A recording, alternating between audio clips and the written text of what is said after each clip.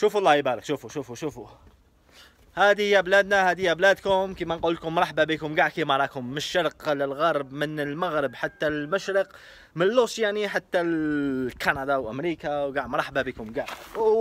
راح نطيح انا هنا. كاع مرحبا بكم. راكم تشوفوا الجزائر الله يبارك بلادي، رحب كاع الناس هنايا. كي تجوا لهنا تشوفوا كيفاش الناس ترحب بكم، اللي الناس كيفاش تفتح لكم ديرانهم، كيفاش الناس يعرضوكم تاكلوا. والله غير ما شاء الله الشعب الجزائري شعب بشوش كما يقولوا. واه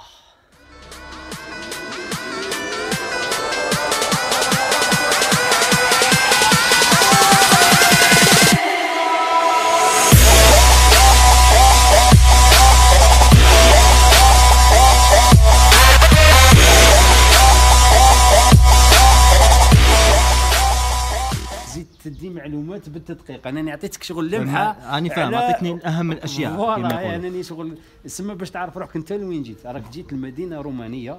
السوها اللي روما هنا عندها حوالي 20 قرن، كانوا يجيو باش يروبوزيو البلاصه هذه، خيروها على جل الجبال كما راك تشوف، محصنه طبيعيا من حيث الجبال، فيها الماء بزاف، عندها زوج ويدان، كاين واد قرقور واد بيطام، هي جات في الوسط. عندهم الماده الاوليه الحجاره كانت موجوده بكثره اللي زادت عاونتهم باش يبنيو. نقدر نسقسيك تعرفوا شنو هو قرقور بالقبيليه؟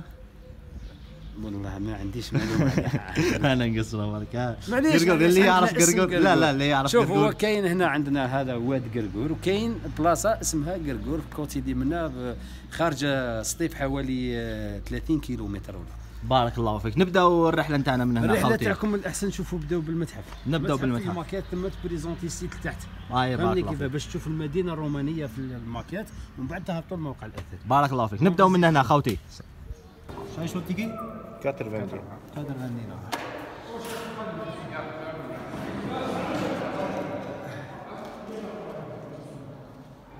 هذا اكبر فوسيل في شمال افريقيا. شوفوا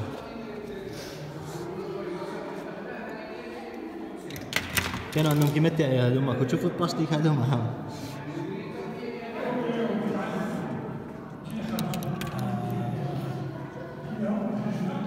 ناس كان عندهم كلش فوسيل فيساء.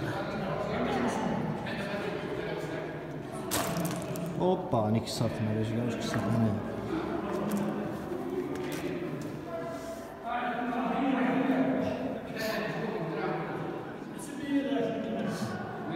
هذا يليق واحد يتمعن فيه باش يفهم، خاطر على بالكم بالفوسيل فيساء هذو عندهم معاني.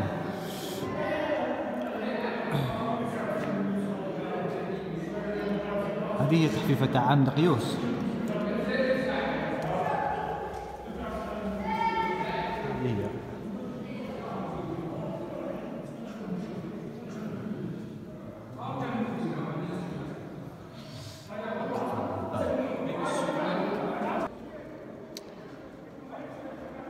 راكم تشوفوا الله يبارك هذا المتحف هذا كما قلت لكم اكبر فوسيل فيساء في شمال افريقيا. ما كانش اكبر منه كاع في شمال افريقيا، في كاع افريقيا، ماشي في شمال افريقيا، كاع افريقيا كاع. شوفوا كيما راكم تشوفوا. باو الله يبارك. كان نقلب الكاميرا من هيك نوريكم واحد الفوسيل فيساء شباب بزاف. دوك نوريه لكم.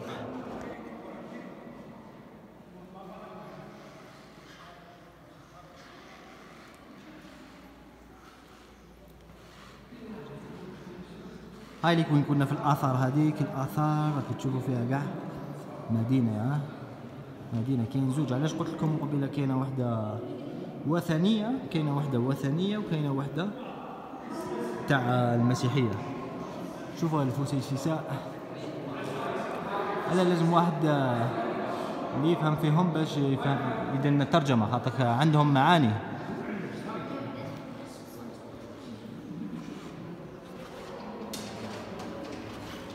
اكسيت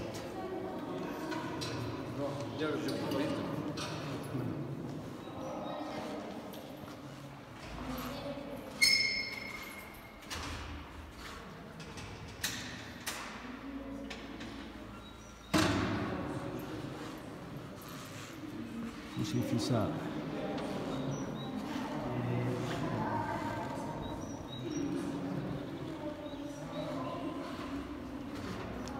ما كاش بحر هنايا، بصح كانوا يجيبوا هاد الامور من البحر. حلزونيه بالك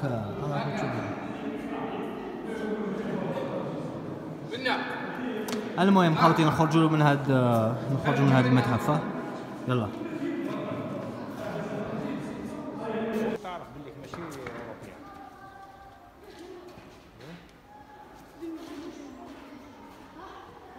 بسم الله. قلنا بلي النواة الأولى لبناء مدينة رومانية في شمال إفريقيا هو اختيار الموقع الاستراتيجي. مثلا هنا في مدينة جميلة تم اختيار هذا الموقع لأنه كان محصن أولا بالجبال، ثانيا لأنه توفر على المياه. عندنا واد غرغور من جهة الشرق وواد بيطام من جهة الغرب. ومدينة جميلة مبنية على هضبة صخرية الشكل. دونك باش يختاروا المدينة الأولى كمدينة ابتدائية، بداو من هنا. مكان منخفض توفر عليه كل شروط الحياة. لبناء المدينة اتباع طريقة التخطيط الروماني المتمثل أنه امتداد لطريق شمال جنوب المسمى بالطريق الرئيسي كاردو، وشرق غرب دوكيمانوس. في تقاطع الطريقين هذا تنشأ مساحة مربعة الشكل وتبنى يسمى بالفوروم أو الساحة العامة. تكون الفوروم هذه من الكابيتول لثلاثي الإله جوبيتر اللي يعتبر كبير الآلهة، الزوجة تاعو جينون أو عند الإغريق الهيرا، وابنة تاعو مينيرف أو أثينا آلهة الحكمة. عندنا رواق يتخلل فيه الساحة العامة. عندنا لا بازيليك يوليا واللي تمثل السلطة القضائية، وعندنا لا كوري اللي تمثل هي البلدية أين تصدر القرارات من قبل مجلس الشيوخ. بارك الله فيك بارك. راكي ما شاء الله عطيتنا بزاف معرفة. عباك باللي جيت لهنا ما كنتش عارف والو، والله ما كنت عارف والو، غير شفت على بالي بلي كاين اثار لهنا في جميلة. جيت سبيسيالمون باش نعرفوا كاين بزاف كيما انايا اللي ما يعرفوهاش، ان شاء الله يزيدوا يعرفوها. هي مليحة باسكو فيها بزاف حوايج ديفيرونت على لي سيت الاخرين، على لي سيت الرومانية. هي في طريقة البناء تاعها انها كيما نقولوا حنا ماشي كيما تيمغاد عندها تقاطع طريقين، هي نموذج مثالي في تيمغاد وين جاي؟ في باتنا هذيك احسن نموذج تمثل روما وهي في شمال افريقيا. هذه هي لا تيمغاد مي هذه عندها طابع خاص تاعها، انه طريق دوكيمانوس غير واضح، ماهوش واضح. اي وكيما نقولوا حنا الساحه تاعها العامه جات تحت خلاص، ومن بعد توسعت المدينه حتى الفوق مع قدوم المسيحيين ومع ذيك الاضطهادات اللي صارت بين الوثنيين والمسيحيين. المسيحيين طلعوا الفوق هذيك بداو يبنوا المدينه الجديده اللي بناو الحي المسيحي كما نقولوا حنايا بالمجمع الاسقفي اللي يعتبر رابع في شمال افريقيا حسب نويل دوفال. هو يعتبر من احسن المجمعات اللي موجوده في شمال افريقيا. بيان سور كاين تاع تبسا، كاين تاع سبراتا، كاين تاع سبيطله. هادو كاع جايين في الجزائر في شمال افريقيا كامل، ماشي في الجزائر. احنا عندنا هنايا في جميله وكاين في تبسا، ممكن كاين في تيبازا. المهم كيما نقول احنا المجمع كامل تلقاه هنا، تلقاه في تبسا. ويقول لك بلي كانوا المسيحيين في وقت ما معلومه ما على باليش بها اسكو الاخر، وكانوا يجوا لهنا يحجوا كانوا يجوا يحجوا المسيحيين لهنا. صح مدينه كامله هذه فيها كلش، سوق، محكمه، بلديه. كاين هي السوق هو اخوه كوزينس هم ورا لا بازيليك المحكمه القضائيه. وشو ثاني قلت لك؟ محكمه، سجن.